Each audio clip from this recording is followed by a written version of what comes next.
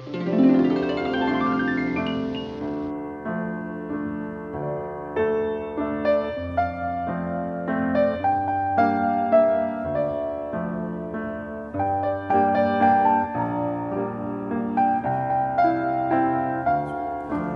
17 dans la brochure, passage Vav. V'yeshemeto v'imera v'ayamim nikraim midot. Donc on a commencé hier, on a dit il y a des jours qui sont des jours qui s'appellent des jours bien et des jours qui ne sont pas bien. V'ayamim nikraim midot k'mosh katuv u'midat yamai. Et les jours, ils s'appellent des mesures. C'est-à-dire des jours, c'est que la mesure qui est bien ou la mesure qui n'est pas bien. V'amidot hem Torah, qui doit la Torah, midot HaKadosh Baruch Hu. Et qu'est-ce que c'est les midot? Les mesures, c'est la Torah. Parce que toute la Torah, ça n'est que des mesures d'Akadosh Baruch Hu.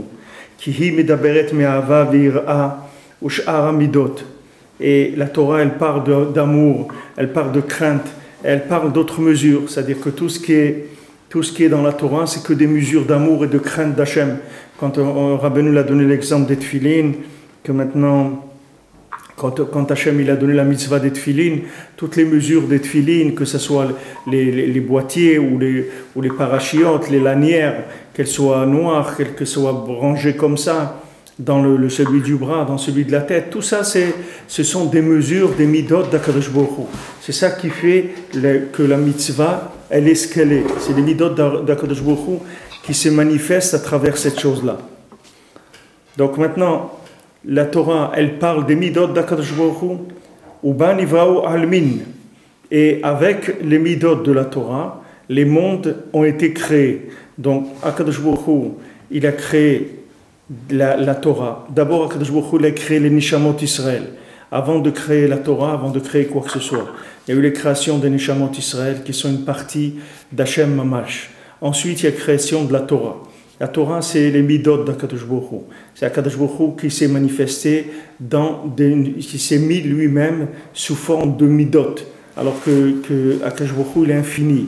Donc, on a Akadosh Baruch Hu, il s'est mis sous forme de mesure, de midot, et ces midot-là, c'est la Torah. Maintenant, une fois qu'Hachem il s'est mis en mesure dans la Torah, c'est-à-dire il s'est habillé dans un vêtement de mesure. Avec ce vêtement-là de mesure, il a créé le monde. Donc le monde, c'est le résultat des midot d'Akadosh Baruch Hu qui sont la Torah. C'est-à-dire que quand vous faites une mitzvah, cette mitzvah-là, c'est une mesure de la Torah.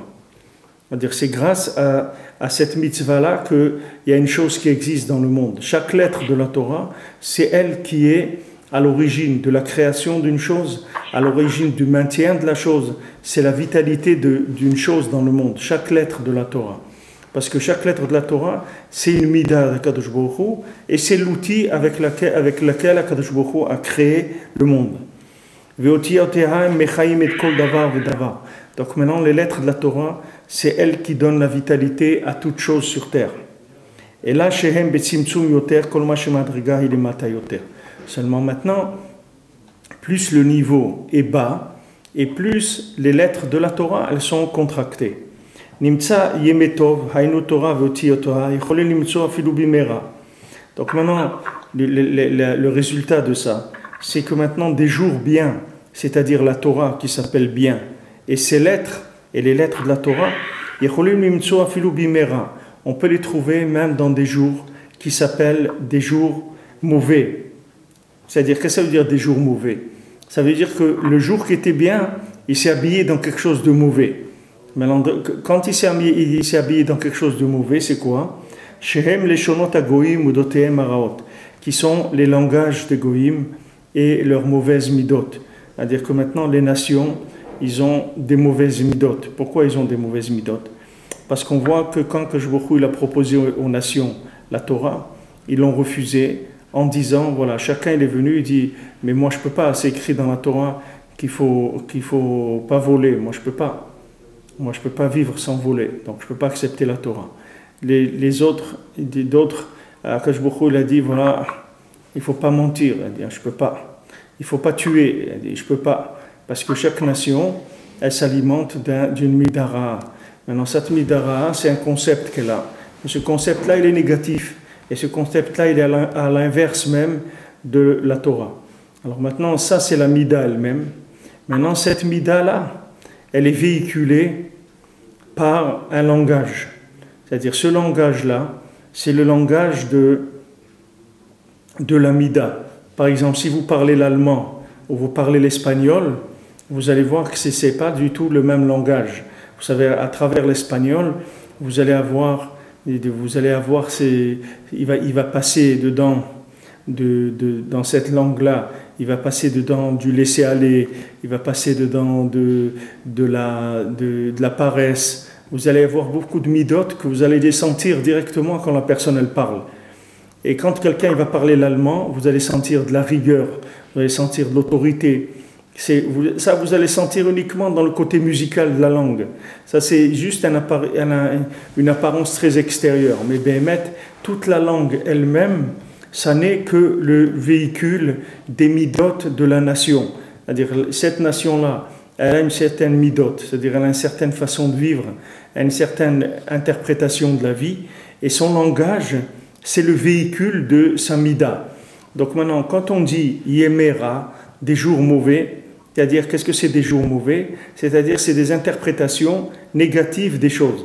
Ces interprétations négatives des choses, elles viennent du langage des goïms et elles viennent de leur midot. C'est ça qui rend le monde négatif. Mais sinon, le monde il n'est que positif puisque Akadosh Baruch Hu, il a créé le monde que pour faire du chesed, il n'a pas créé pour autre chose. Donc maintenant, quand on voit des jours qui ne sont pas bien, ces jours qui ne sont pas bien, ça vient du fait que les midot ne sont pas bien. Et quand les midot elles ne sont pas bien, alors la chose, elle ne devient pas bien. Si par exemple quelqu'un il vient demander à manger, et quand il vient demander à manger, il a un petit ustensile tout petit, il a juste une cuillère à café, alors quand il va partir, il a faim, il va dire j'ai faim, on ne m'a pas donné assez. Il dit pourquoi on ne t'a pas donné assez? Parce que tu es venu avec une cuillère à café, elle est toute petite ta cuillère, qu'est-ce que tu veux qu'on te donne? Tu serais venu avec une assiette ou avec une casserole, ben tu aurais rempli. C'est-à-dire que maintenant, la mida de la personne, c'est ça qui donne l'apparence de son fonctionnement. C'est-à-dire comment elle va fonctionner d'après la mida. Comme c'est écrit, Bekol mida she'ata moded lo, c'est-à-dire que maintenant, chaque mida avec laquelle tu mesures Akadosh Baruch Hu, kacha modedim lo mel shamayim, c'est-à-dire comme ça, on le mesure à lui. C'est-à-dire que nous, on va recevoir en fonction de ma façon de mesurer, puisque c'est ça ma façon de communiquer, c'est comme ça que je communique, c'est mon moyen de communication, c'est ça avec soi je reçois. Donc maintenant, quand j'ai le récipient, il a cette forme-là, alors je vais recevoir dans cette forme-là. Si maintenant le récipient il a une autre forme, alors je vais recevoir d'une autre forme. C'est-à-dire que maintenant, l'essence de ce que je reçois ça ne change pas. Ce que je reçois, ça s'adapte au récipient que j'ai fait. Si maintenant mon récipient, il a une forme qui est positive, c'est-à-dire il a les midot d'Akadosh Baruch Hu, alors ce que je reçois, ça va être positif. Si maintenant j'ai des midot de la Torah, pourquoi la Torah elle demande d'avoir des midot, de ressembler dans ces midot à Akadosh Baruch Hu? C'est-à-dire que maintenant, Akadosh Baruch Hu, on dit, il est Rahman, Akadosh Baruch Hu, il est miséricordieux, Akadosh Baruch Hu, il est patient, Akadosh Baruch Hu, il est bon, Akadosh Baruch Hu, il pardonne. Toutes ces midot-là, pourquoi on nous demande de ressembler à Hachem dans nos midot? Parce que quand on ressemble aux midot d'Hachem qui sont exprimés par la Torah, ça va nous permettre de recevoir la bracha. C'est comme ça qu'on va recevoir la bracha. La bracha, elle vient quand on dit ressemble à ton Créateur. C'est-à-dire que maintenant, essaye de ressembler à ton Créateur. Mais maintenant, pourquoi on va essayer de ressembler à notre Créateur? Pourquoi quelqu'un il n'a pas le droit de ressembler à lui-même? Quelqu'un il veut dire mais moi je ne veux pas ressembler à Hachem, moi je veux ressembler à moi-même. C'est ça ce que je veux être moi-même. Donc moi je suis comme ci, comme ça, etc. Alors maintenant toute la différence du Ham Israël avec les autres nations, c'est que le Ham Israël il a accepté de travailler sur lui-même. Les autres nations elles n'ont pas accepté. Elles disent écoutez, qu'est-ce qu'il y a écrit dans la Torah? Il ne faut pas voler. Alors nous on ne peut pas. Nous on est des voleurs, on ne va pas changer. Mais le Ham Israël, c'est pas qu'il pensait qu'il volait pas des fois. C'est pas ça. C'est qu'il a dit ok, on va essayer, on va se mettre au travail, c'est tout. Nous aussi on vole, nous aussi on ment, ça nous arrive, etc. Mais on va lutter, on va pas se laisser avoir par ces midot là, puisque les midot de la Torah disent que ça c'est pas bien. Donc on va commencer à travailler. C'est pas que nous de façon magique on était comme ça. On n'était pas mieux que les autres. C'est pas qu'on était mieux que les autres. C'est que maintenant on s'est engagé dans un certain travail. C'est-à-dire, on a dit, ok, on va travailler le récipient. Ok, si c'est ça qu'Hachem il demande, c'est à ça qu'il faut ressembler, alors on va y aller. Comme Akash Baruch Hu dit, on l'a vu dans la paracha, vous allez être Kedoshim, Kadoshani. Vous allez être Kadosh, vous allez être un peuple saint. Pourquoi? Parce que moi je suis saint. Alors on peut demander, mais nous on n'est pas Hachem.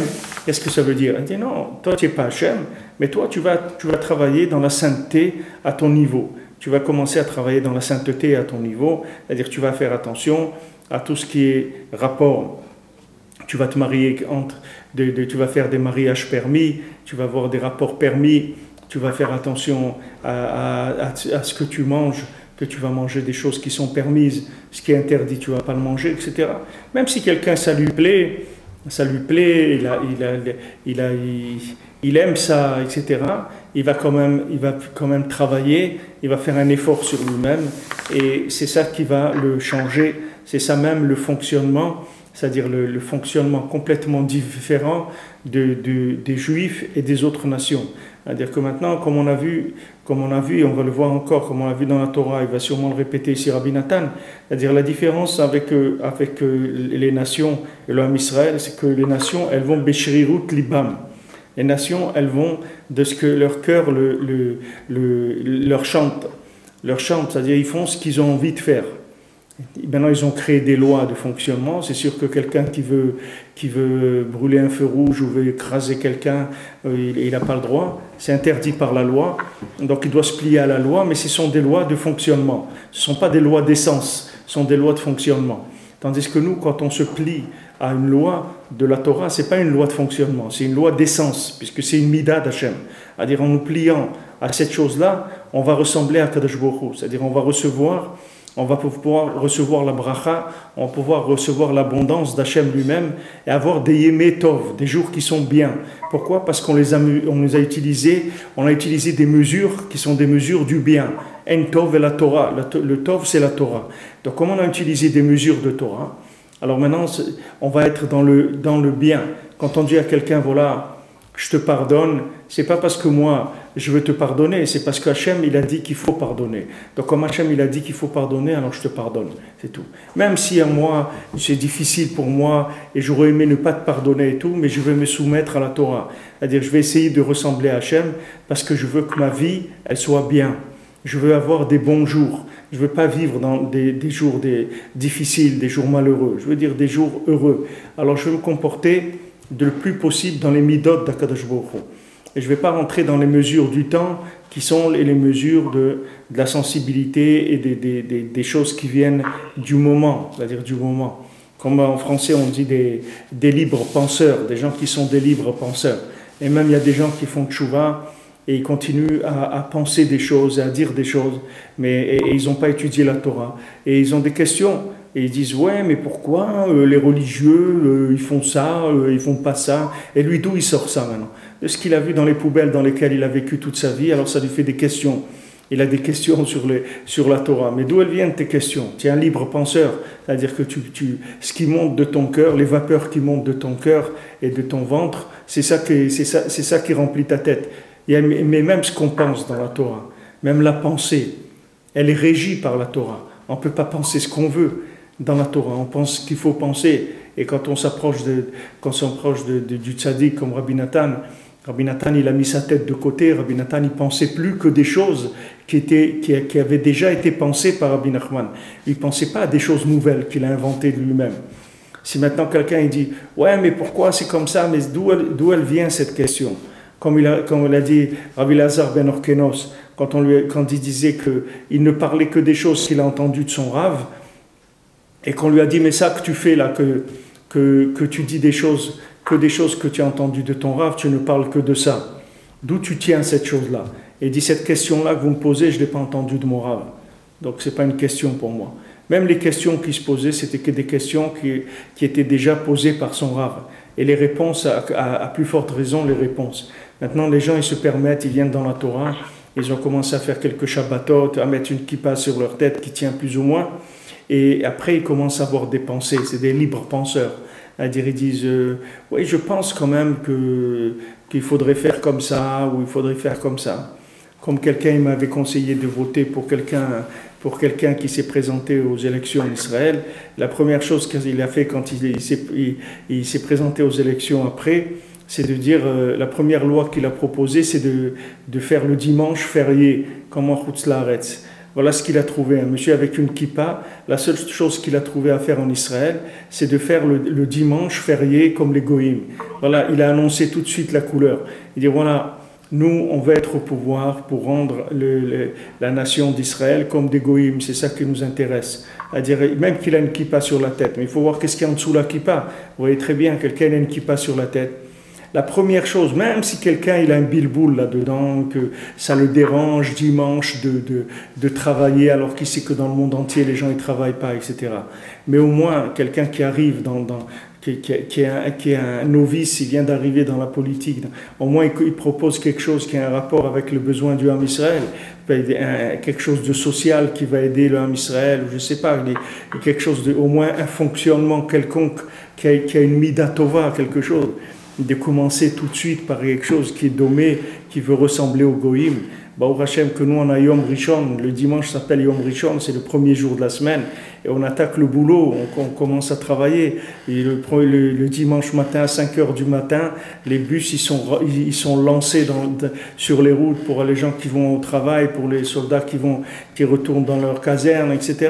Le pays il bouge, il travaille, c'est Yom Rishon, c'est le premier jour de la semaine.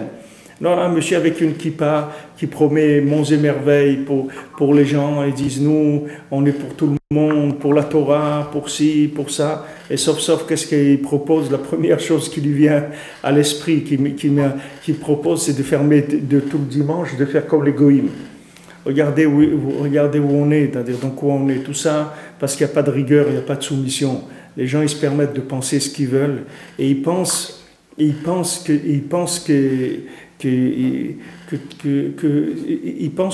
ce qu'ils pensent a une valeur quelconque. Mais c'est dommage qu'ils perdent du temps parce que tout ce qu'il y avait à penser, ça a déjà été pensé par les tzadikim. Au lieu d'essayer de penser des choses qui ne sont pas écrites, il vaut mieux se soumettre à ce qui est écrit, à forger son esprit avec ce qui est écrit. Et après, il va pouvoir penser. Il va penser à des choses merveilleuses parce qu'il va avoir un esprit qui est forgé par une façon de penser. Il va avoir des éléments avec lesquels il va penser. Il y a des éléments qui ne lui seront pas permis. Et il ne va pas penser avec des éléments qui ne sont pas permis par la Torah. Il va éduquer sa façon de penser. Ça, c'est fondamental dans la Torah. C'est-à-dire, quelqu'un, il s'approche de la Torah. La première chose, c'est de dire, je ne sais rien. Alors maintenant, je ne sais rien, je commence à nouveau. Je vais commencer maintenant à remplir mon cerveau avec des notions juives. Je vais commencer à penser comme un juif. Je vais commencer à ingurgiter des notions avec la Emouna. Et je vais ingurgiter, je vais prendre des notions, des dizaines, et des centaines, et des milliers de notions. Et après, c'est avec ça que je vais réfléchir. Avec ces notions-là, je vais réfléchir. Je vais réfléchir en jouant avec ces notions, en jonglant avec ces notions-là. Ça s'appelle penser comme un juif. Et même quand je jongle avec ces notions, il faut que le résultat, il me soit toujours garanti par des choses qui ont déjà été dites. Je ne peux pas me lancer même dans jongler avec des notions de Torah et arriver à des résultats qui ne sont pas des résultats qui sont prônés par la Torah. Il faut que même le résultat de ce que je pense, il soit aussi écrit dans la Torah. Si je veux arriver à des jours bien, si je veux arriver à vivre bien, c'est-à-dire à être heureux, à vivre en connexion avec l'infini, à vivre avec un amour pour la vie, un amour pour l'âme Israël, un amour pour tout ce qui est bien dans le monde. Pour arriver à ça, il faut que je fonctionne avec des choses qui sont bien. Maintenant, si je fonctionne avec des midot de non-juifs, et la plupart d'entre nous, le fait qu'on est passé par la galoute, c'est le quart de la galoute, c'est la galoute des midot, sinon ça ne s'appelle pas de la galoute. S'il n'y a pas de galoute de midot, ça ne s'appelle pas quelqu'un qui n'est pas dans la galoute des midot, c'est-à-dire quelqu'un qui ne s'est pas assimilé à un niveau à un autre dans son comportement, il n'est pas en galoute. Quelqu'un qui est arrivé à rester un comportement juif en galoute, c'est quelqu'un qui n'est pas rentré dans la galoute, Bichlal. Alors maintenant, quelqu'un qui a appris les langages des goïms, qui a appris le comportement des nations. Alors maintenant, il a une façon de voir les choses qui sont comme les nations, elles voient les choses. Et c'est ça qui fabrique les Yéméra. Pourquoi les Yéméra? Parce que ça met des vêtements sur la présence divine. C'est-à-dire à chaque fois qu'il a une mauvaise mida. Alors il met un écran sur la présence d'Hachem. Qu'est-ce que ça veut dire qu'il met un écran? Ça veut dire qu'il oblige Hachem à se déguiser dans une forme dans laquelle Hachem ne voudrait pas se déguiser. Hachem ne voudrait pas apparaître à l'homme avec de la rigueur, puisque c'est la mida opposée d'Akadosh Baruch Hu. Akadosh Baruch Hu ne veut pas utiliser la rigueur du tout avec le monde. Mais comme les gens, ils utilisent des rapports qui sont faux, c'est-à-dire ils ont des midotes qui sont fausses, avec ces midotes qui sont fausses, ils entraînent que le rapport avec Hachem, il est faussé aussi. C'est-à-dire que maintenant Hachem, il va se présenter de façon fausse par rapport à lui, puisque maintenant, avec la mida que l'homme il mesure, c'est avec ça qu'on le mesure. Si maintenant quelqu'un il vient et dit mon maître à moi, il mesure pas un mètre. Maintenant on a décidé que le maître il mesure 20 cm. Excusez-moi, je dois m'arrêter Donc si maintenant quelqu'un il a une mesure qui est fausse, par exemple lui il dit que le mètre maintenant c'est pas un mètre, c'est un mètre 50 ou c'est 50 cm. Donc quand on va parler avec lui, on va lui dire 3 mètres. Alors que maintenant, on est en train de parler de quoi? Quand on dit 3 mètres, ça veut dire quoi? Ça veut dire 1,50 m ou ça veut dire 3 mètres? Pour lui, il a appelé le mètre 50 cm. Donc quand on lui dit 3 mètres, c'est 1,50 m pour lui. Mais mètre, quand on dit 3 mètres, c'est 3 mètres. Alors maintenant, c'est comment on fait pour se comprendre? Quand maintenant, par exemple, les chercheurs dans les nations, ils ont parlé du carbone 14, des choses comme ça. Maintenant, ils vous disent, voilà, on a trouvé une fossile, ou je ne sais pas comment ils appellent ça, quelque chose qui date de 2 millions d'années. D'accord? Voilà, on a trouvé un truc qui date de 2 millions d'années. Maintenant, 2 millions d'années, ça n'existe pas. Ça n'existe pas. Le monde, il a 5773 ans. Ok? Il n'a pas une minute de plus ni de moins. Voilà, 5773 ans. Ce n'est pas la peine de pousser les chiffres, de pousser les enchères, parce que ça n'existe pas. Alors maintenant, si tu dis, bon, donc il y a 20 millions d'années, il y avait ça. Maintenant, quand tu parles comme ça, comment tu veux maintenant qu'on puisse parler avec toi de quelque chose de vrai? Puisque maintenant, les bases de données avec quoi tu parles, elles sont fausses. Si vous prenez quelqu'un maintenant qui a une pièce de monnaie, cette pièce-là, elle vaut 1 euro. Maintenant, pour lui, ce 1 euro, c'est 1000 euros, ou bien c'est 1 centime. Comment vous voulez parler avec lui? C'est-à-dire, comment vous allez discuter, de quoi vous allez parler avec lui? À quoi vous allez arriver? Puisque quand vous dites c'est cher, ça ne veut pas dire la même chose pour lui que pour vous. Quand vous lui dites c'est cher, 1 euro c'est cher, et lui va vous dire mais c'est pas cher, parce que pour lui, 1 euro c'est 1 centime pour lui. Donc lui, c'est pas cher. Et si pour lui c'est 1000 euros, vous allez lui dire c'est pas cher, mais c'est très cher. Vous voyez qu'il n'y a pas de communication possible. Vous voyez bien que la base de communication, elle est basée sur les éléments comme on les comprend. C'est-à-dire qu'il faut mettre en place une base de données. Et à partir de cette base de données, on va pouvoir parler. Donc comme maintenant, dans les nations, les bases de données, et c'est intéressant de voir que là où il y a les plus grandes bêtises qui ont été faites, c'est sur les notions de temps. Parce que il y a tellement une crainte de la mort dans les nations, ils ont tellement peur, ils ont tellement affolé de la mort, que ça les sécurise de dire que le monde, il a 20 millions, qu'on a trouvé maintenant la trace d'un dinosaure qui a 20 millions d'années, dit non, il y a un autre qui dit non, apparemment c'est 23 millions d'années, c'est pas 20 millions d'années. Elle dit bon, alors c'est une discussion, hein, c'est pas clair, mais en tout cas ça a au moins 20 millions d'années, peut-être 23 millions. Mais tout ça c'est des bêtises, puisque le monde il existe que depuis 5773 ans. C'est la date où Hachem il a créé le monde. Donc quelqu'un ne peut pas venir amener un élément qui... Alors c'est intéressant de voir que dans la notion de temps, c'est là où il y a les plus grandes exubérances et exagérations, parce qu'il y a une recherche de rendre la vie infinie, de parler de notions grandioses, de manière à ce que après ça sécurise la personne. C'est comme si quelqu'un vous rentrez dans un magasin et vous voulez acheter un pantalon, alors il commence à vous parler des pantalons qui coûtent 1500 euros le pantalon, et après quand il vous voit un pantalon à 200 euros, vous avez l'impression que vous ne l'avez pas payé cher. Alors que si vous étiez rentré au début et que vous avez dit j'ai le pantalon à 200 euros, vous auriez hésité à l'acheter. Mais comme il vous a présenté plusieurs modèles entre 1200 et 1500 euros, maintenant quand il vous propose 200 euros, ça n'a l'air rien du tout. C'est quelque chose qui n'est pas... En Israël, c'est pas comme ça. En Israël, vous rentrez dans un magasin, il vous dit d'abord combien tu veux mettre dans le pantalon. C'est pas la peine qu'on parle de ce qui ne te concerne pas. Tu veux mettre combien? Annonce la couleur, combien tu veux mettre dans le pantalon. On dit voilà, moi je veux mettre 100 euros. On dit ok, voilà, 100 euros, regarde, tu as ça et ça et ça, c'est tout. Et le reste, il dit non, ça c'est pas pour toi, c'est trop cher, ou c'est pas de la bonne qualité, c'est moins cher. Si tu veux mettre 100 euros, voilà les articles qui sont à ton...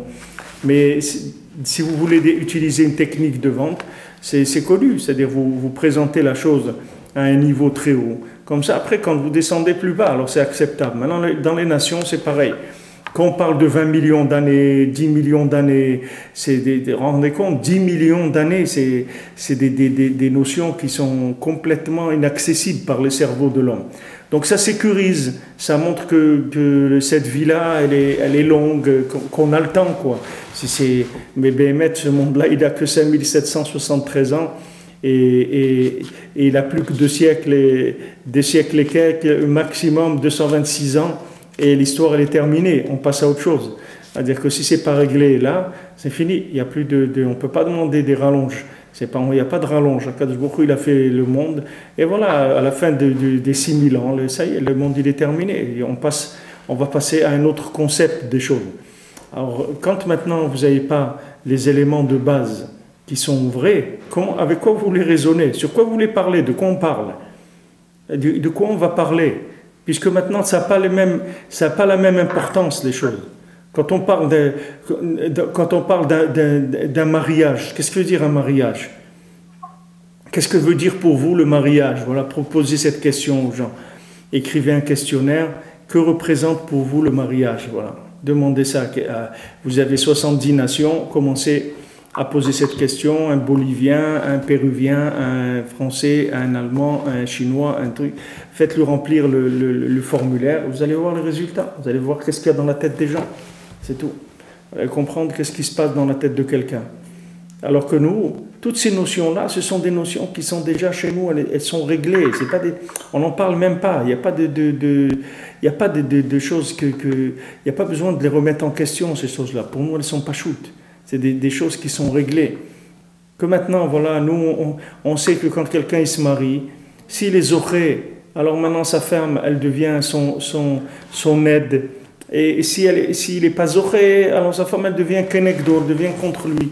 C'est pas que maintenant elle est contre lui, c'est qu'elle va l'aider en étant contre lui. Soit elle va l'aider en étant avec lui, soit elle va l'aider en étant contre lui. Maintenant, ça vient de quoi? Ça vient de ses midot. Comme on a dit maintenant, s'il y a des midot raot, alors l'aide, elle va venir par la pression, par derrière. Alors que maintenant, si maintenant il y avait des midot tovot, des bonnes mesures, alors l'aide viendrait par l'amour, par devant, elle ne viendrait pas par derrière, elle viendrait par devant. Et ça, c'est pour tout le monde et à tous les niveaux. Le Zohar, il dit que quand Avraham Avinu, il a fait l'anniversaire de Yitzhak, que quand Yitzhak, Sarah, elle a arrêté d'allaiter Yitzhak. Alors d'abord, il y avait toutes les femmes qui amenaient leur bébé. Et Sarah, elle allaitait tous les bébés des femmes pour montrer que c'était bien elle qui avait eu Yitzhak, parce qu'il y en a qui disaient que Yitzhak, il n'était pas né de Avraham, il était né de Avimelech quand ils avaient été pris, Avraham et Sarah, chez Avimelech. Et de là, il était né Yitzhak. Alors pour montrer que non, que c'était vrai bien de Avraham, d'abord il ressemblait beaucoup à Avraham, Yitzhak, et aussi elle avait du lait, elle a pu allaiter beaucoup d'enfants, et ils ont fait une grande fête, et ils ont invité tous les gens importants de l'endroit, etc. Ils ont fait un festin énorme. Maintenant, qu'est-ce qu'il y a eu dans le ciel? Il y a le Satan, il est descendu sous la forme d'un pauvre. Il s'est mis comme un pauvre à la porte d'Avraham Avinu, il s'est assis, et personne n'a tenu compte de lui. C'est-à-dire, Avraham, il était occupé avec ses invités. Sarah, elle était occupée à allaiter tous les bébés qui venaient. et personne n'a tenu compte de ce pauvre-là. Et en plus, le pauvre, il a entendu que Sarah, elle avait rigolé quand Kadosh Baruch Hu lui a dit qu'elle allait avoir un enfant, ça l'a fait rigoler. Alors le pauvre, qui était le Satan, il est monté chez Hachem, et il a accusé, il a dit, regarde, voilà la fête qu'il fait pour lui, pour son fils, etc. Regarde, un pauvre qui vient, il n'y a personne qui le regarde, il n'y a personne qui prend part à sa pauvreté, de lui donner à manger quelque chose ou autre. Alors il a fait une accusation. Le Zohar il dit que de cette accusation, il y a eu la Akedat Yitzhak, et Sarah, elle est morte de cette accusation-là. Sarah, elle est morte de chagrin, parce qu'elle a cru que Yitzhak, il avait été égorgé, Béhémet, et la Akedat Yitzhak, elle a eu lieu. Maintenant, s'il n'y avait pas eu ce comportement-là, alors il y a tout ce qui est arrivé avec la Akedat Yitzhak, ça aurait pu arriver Bechesed. Il n'y aurait pas eu besoin de passer par des moments, c'est douloureux une chose comme ça. Même s'il n'y a pas eu la Akedah elle-même. Mais tout le temps qu'Abraham il a emmené Yitzhak, etc., il y a eu de la douleur. C'est un père qui sait qu'il va égorger son fils et tout, mais c'est horrible, c'est très très mal, ça fait mal. D'accord, c'est Hachem qui l'a dit, mais ça fait très mal. Ça fait très très mal. Regardez la Shoah, ça fait mal. C'est pas. Il y a des gens aujourd'hui qui sont pas remis de la Shoah. Il y a des gens, même les enfants des gens de la Shoah, ils ont la tête à l'envers. C'est pas facile du tout. C'est des horreurs. Maintenant, quand Akadosh Baruch Hu, il dit à Abraham de faire la Akedat Yitzhak, c'est très très dur. Mais c'est venu de quoi? C'est venu de la Mida, c'est-à-dire le fait que maintenant Abraham, le fait qu'il a reçu du monde et qu'il était occupé pour la fête de son fils, il n'a pas donné aux pauvres. Ça lui a inversé toute la façon dont la bénédiction d'Hachem elle est arrivée. Elle est arrivée par des problèmes. Première chose, Akedat Yitzhak. Deuxième chose, la mort de Sarah, parce que Sarah elle a eu trop de peine que Yitzhak soit sacrifié. Elle a cru qu'il a été sacrifié et elle est morte de ça. Donc ça, c'est venu de quoi? Du fait qu'on n'a pas fait attention aux pauvres. Alors là, le Zohar, il met en garde, il dit, regarde, à chaque fois que tu vas faire une fête, à chaque fois que tu vas faire Shabbat, à chaque fois que tu vas faire Yom Tov, à chaque fois que tu vas faire une Simcha, qu'Akadosh Baruch Hu donne des smachot, qu'il y ait des naissances, qu'il y ait des brit milot, qu'il y ait des bar mitzvot, qu'il y ait des mariages, qu'il y ait tout des nifla meod. Fais attention, avant de faire ta fête à toi, pense aux pauvres.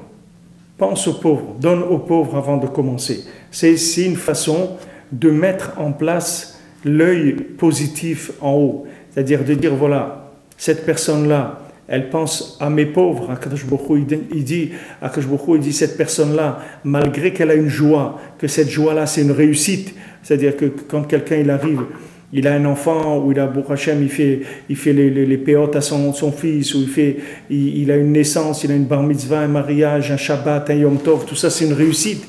Il dit que même dans sa réussite, il n'oublie pas mes pauvres. Akadosh Baruch Hu, il dit, il n'oublie pas les gens brisés. Alors ça fait que moi aussi je viendrai avec lui que de façon miséricordieuse. C'est-à-dire tout ce que je vais lui envoyer avec de la miséricorde. Ça c'est une etza les maasé. C'est-à-dire si quelqu'un il veut inverser les vêtements négatifs, si quelqu'un il veut avoir des yemetov, il veut que tous les jours de sa vie ce soit des yemetov, il faut qu'il pense aux pauvres dans sa vie. Parce que quand il pensera aux pauvres, il va mettre toutes les midot d'Akadosh Baruch Hu dans le côté positif par rapport à lui. C'est-à-dire au lieu que quelqu'un il ait besoin pour sa parnassa d'attendre le chèque pendant 3 mois et de téléphoner pendant 20 fois, le chèque il va lui arriver tout de suite, il ne va pas besoin de téléphoner. Ça dépend de quoi? Ça dépend de l'évouchim avec lesquels Akadosh Baruch Hu va venir chez lui, de la mida avec Hachem, il va lui donner le chèque. Mais comment il va lui donner le chèque? Hachem il t'a dit à Rosh Hashanah, voilà, il va te donner ta parnassa, ok? Mais comment il va te donner ta parnassa? Est-ce qu'il va te donner ta parnassa avec ta difficulté? Est-ce qu'il va te donner de la parnassa avec de l'amertume? Est-ce qu'il va donner une parnassa dans la facilité, dans la joie? Comment il va te donner ta parnassa? Est-ce que tu vas attendre toujours au dernier moment et tu vas arriver au dernier moment, tu crois que tu n'as rien et d'un coup après ta parnassa elle arrive? Comment tu vas recevoir la parnassa? Ça dépend de la mida, de comment Hachem il va venir vers toi. Maintenant, si tu veux arriver à une mida, que cette mida-là, elle fait que tout ce qu'on va t'envoyer, ça va être que Bechesed, il faut que tu penses aux pauvres avant de penser à toi-même. C'est quelque chose qu'il faut mettre dans ta vie.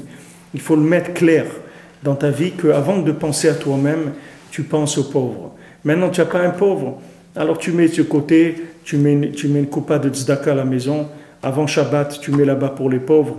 Avant Yom Tov, tu mets pour les pauvres. Avant qu'il y ait une Brit Mila, tu mets pour les pauvres.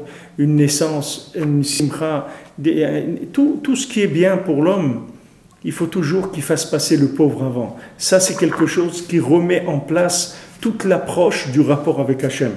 Parce que maintenant, du moment où lui, dans ces moments de réussite, en général, que les gens qui réussissent, ils ne sont pas miséricordieux. Les gens qui réussissent, ils deviennent très durs. Une fois que quelqu'un il a réussi dans sa vie, c'est très rare que vous trouviez des gens que dans leur vie ils ont réussi et ils restent miséricordieux. Même dans la Torah, vous avez des gens, c'est des grands rabbanim, et parce qu'ils sont des grands rabbanim, ils se permettent de parler n'importe comment à quelqu'un, ou de le mépriser, mais qu'est-ce qui te permet de mépriser quelqu'un? Qu'est-ce que tu as? Parce que tu as appris de la Torah, ça y est, tu dois mépriser les gens. Mais au contraire, si tu as appris de la Torah, que la Torah elle est rentrée dans ton cœur, tu dois aimer chaque juif, au contraire, et essayer s'il a besoin que tu lui cires ses chaussures, tu lui cires les chaussures, c'est un juif, qu'est-ce qu'il y a? C'est un kavod pour toi de lui cirer les chaussures. Même si c'est un grand rave, qu'est-ce qu'il y a? Ah, il veut te dire non, c'est pas mon kavod à moi, c'est le kavod de la Torah. Non, ça, c'est vrai que ça existait ces notions, mais malheureusement aujourd'hui, quand vous levez un peu le couvercle de la marmite, ce qui est en dessous, vous voyez que c'est vraiment pas ça les intentions des gens. Alors les gens, dès qu'ils ont réussi dans un domaine, tout de suite ils ont tendance à mépriser les gens qui sont pas dans le même niveau qu'eux. Ils disent c'est quoi ça, il sait rien, c'est un idiot, il a rien compris, il sait rien, il a même pas appris la Torah dans sa vie, etc. Hachem il te dit fais attention mon ami, fais attention parce que je t'ai pas donné la réussite pour que tu commences à te moquer de mon peuple et surtout que tu commences à oublier les pauvres qu'il y a dans mon peuple. N'oublie jamais les pauvres. N'oublie jamais les pauvres dans ta vie. Rappelle-toi qu'il y a des pauvres et que toi-même tu étais un pauvre. De là où tu viens, tu vois très bien que tu étais un pauvre. Mentalement, tu vois bien que tu étais un pauvre. Regarde où Hachem t'a sorti, regarde ce qu'Hachem t'a donné. Ça, il faut que jamais que tu l'oublies, surtout pas dans les moments où tu réussis. Parce que dans les moments où tu réussis, quand tu n'es pas dans des moments de summum de réussite, ça passe parce que toi-même tu es un peu bancal, donc ça passe, il n'y a pas trop d'accusations.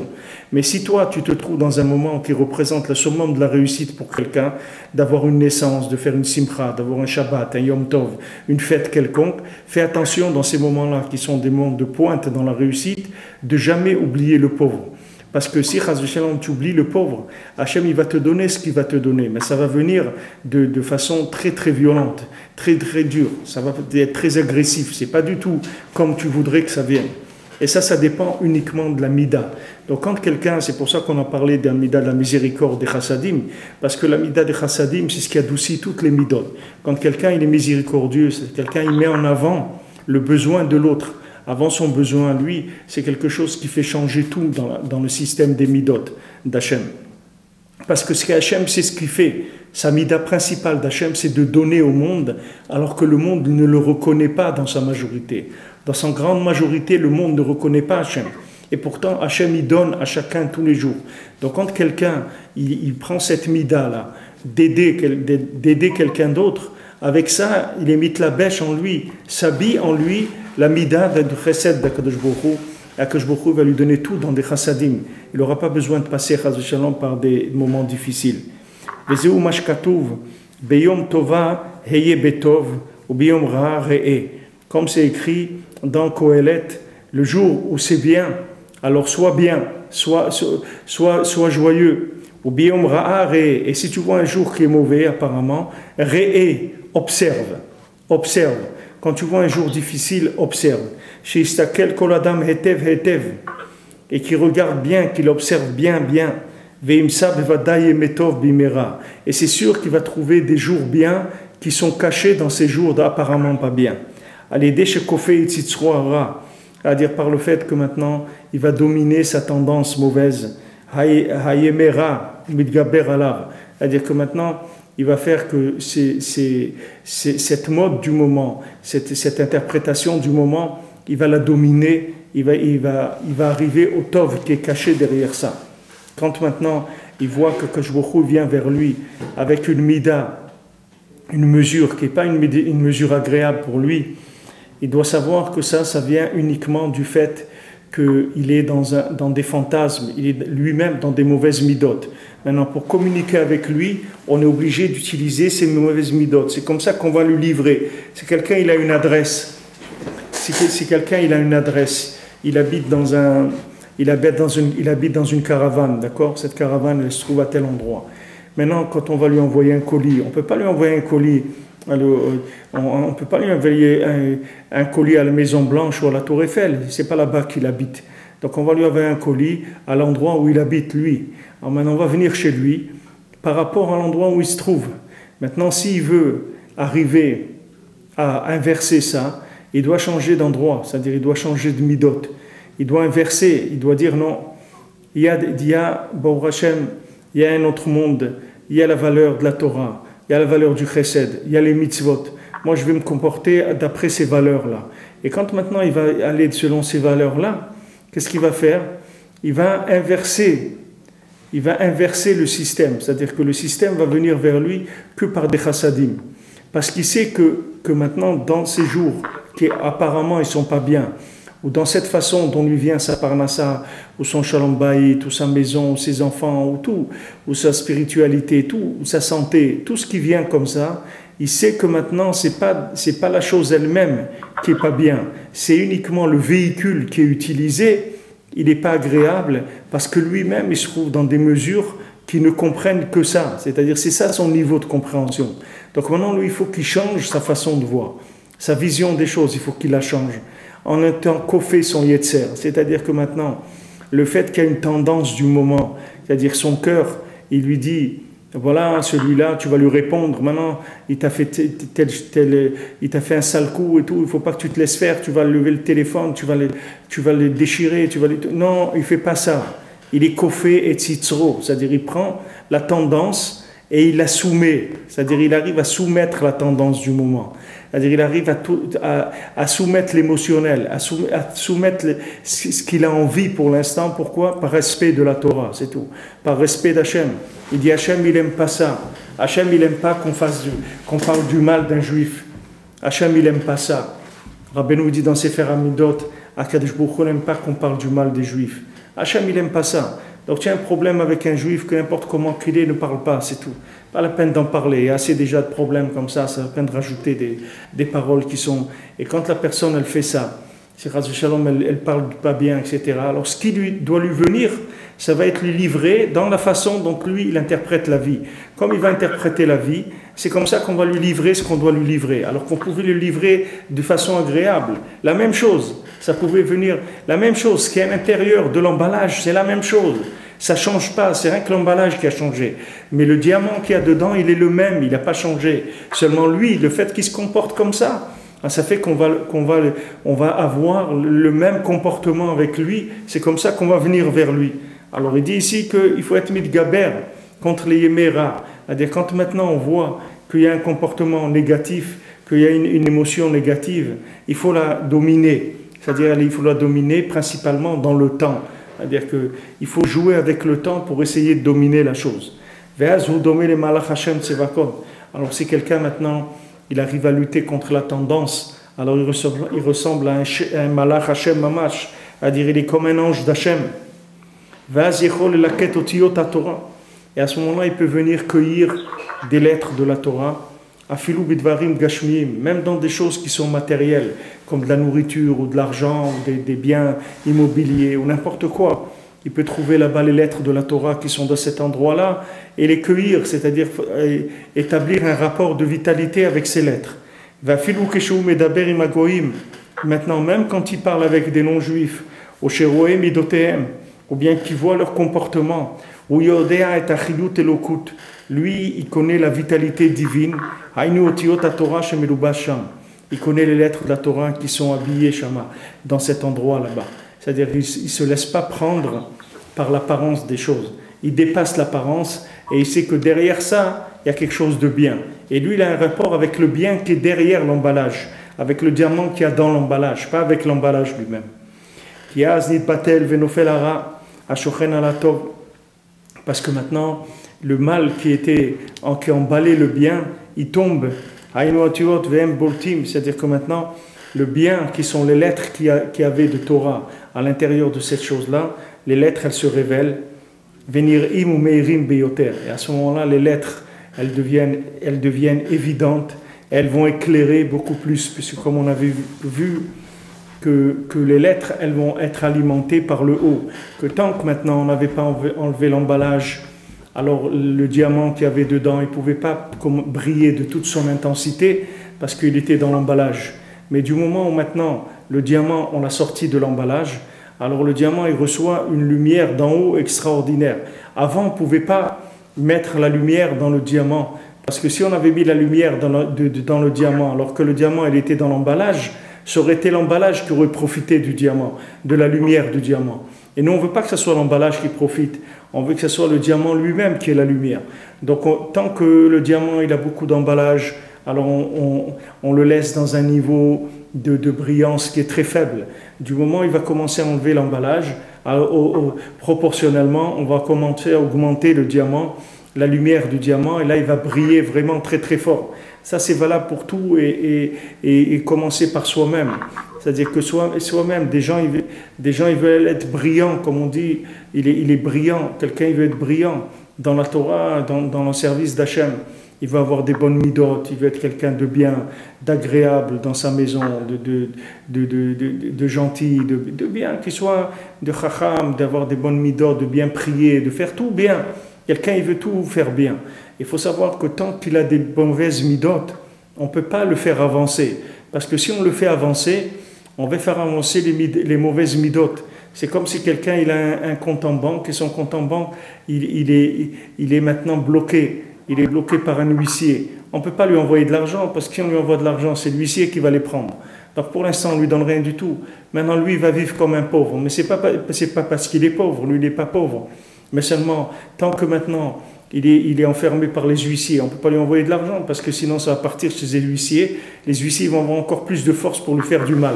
Donc on ne lui envoie rien pour l'instant. Alors lui, il croit qu'il est pauvre. Mais ce n'est pas vrai. Il n'est pas pauvre. Il est très riche. Débarrasse-toi des huissiers. Et tu vas voir que tu vas t'envoyer tout. Ça, c'est pareil. La personne, elle a des mauvaises midotes, c'est-à-dire elle a un comportement qui est négatif. Elle est dans le temporel. Elle vit dans le temporel. Elle vit dans les choses qui sont des choses futiles de ce monde. Alors maintenant, on ne peut pas lui donner de la lumière intense, puisque maintenant, si on lui donne de la lumière, il va faire des avérotes avec cette lumière. Donc, on ne peut pas lui donner de la lumière. Qu'est-ce qu'on fait? On le maintient dans un niveau de lumière minimal pour pas qu'il meure, c'est tout. Mais on ne peut pas lui donner plus de lumière. Ah, il veut plus de lumière, alors il faut qu'il arrange ses midotes. Arrange tes midotes, enlève l'emballage, commence à nettoyer un peu, comme on dit, commence à désépaissir un peu, à dégarnir un peu l'emballage. Et tu vas voir qu'il y a des choses nifla qui va venir. Vous voyez comme on en parlait l'autre jour de celui qui était l'infirme. L'infirme, il n'avait pas de jambes. Alors il commence à ramper. Il commence à ramper, à manger de l'herbe. Il rampe et il mange de l'herbe. Jusqu'à qu'un jour, il trouve une herbe, nifla, où dans cette herbe-là, il y a le diamant qui l'emmène aux quatre coins du monde, qui va l'amener à réparer le monde. Maintenant, avant d'arriver à ça, vous voyez qu'il a rampé, qu'il était seul, qu'on l'a abandonné, que les amis qu'il avait, ils l'ont abandonné, qu'il s'est trouvé seul dans un carrosse la nuit. Jamais de sa vie, il a été dormi dans une forêt tout seul. Et maintenant, il a dormi, et après, il n'avait plus de force, il n'avait plus de manger, donc il s'est jeté par terre. Il a commencé à ramper, à manger de l'herbe. Tout ça, c'est pas agréable du tout à vivre. C'est des choses très dures, mais c'est quoi? Il a rangé ses midotes. Dès qu'il a rangé ses midotes, tout de suite, il a trouvé le diamant. Dès qu'il a rangé ses midotes. Parce que Bémet, ce qu'on voulait lui donner, nous, c'est un diamant, c'est pas de l'herbe. On ne veut pas lui donner de l'herbe, on veut lui donner un diamant. Mais maintenant, pour arriver au diamant, on est passé par là. Pourquoi? Parce qu'il arrange ses midotes. Il fallait d'abord qu'il arrange ses midotes. Une fois qu'il a arrangé les mesures, à ce moment-là, il a vu que tout est nifla. Parce que tout Bémet est nifla, mais il fait que du chesed. Et seulement, Hachem, il peut pas te parler en italien. Si toi tu parles le congolais, il peut pas te parler en italien. Tu vas rien comprendre du tout. Toi, tu voudrais qu'il te parle en italien, mais il peut pas. Pour l'instant, tu parles le congolais. Apprends aussi l'italien. Tu parleras aussi en italien, pas de problème.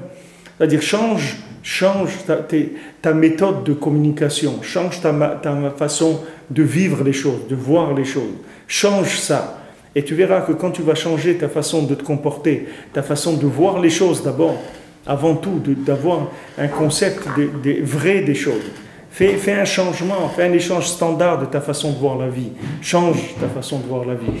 Quand tu vas changer ta façon de voir la vie, automatiquement, Akash Baruch Hu va venir dans la façon dont tu fonctionnes maintenant, dans la façon dont tu vois les choses. Vois les choses mieux, et Hachem, il va venir chez toi, mieux. C'est-à-dire que maintenant tu veux vivre bien, tu veux vivre heureux, tu veux avoir tout ce qu'il faut, change ta façon de voir les choses. Change tes concepts. Comment t'apprendre des concepts qui sont juifs? Arrête de vivre avec des concepts qui sont goy. Arrête de penser à faire le dimanche comme un jour férié.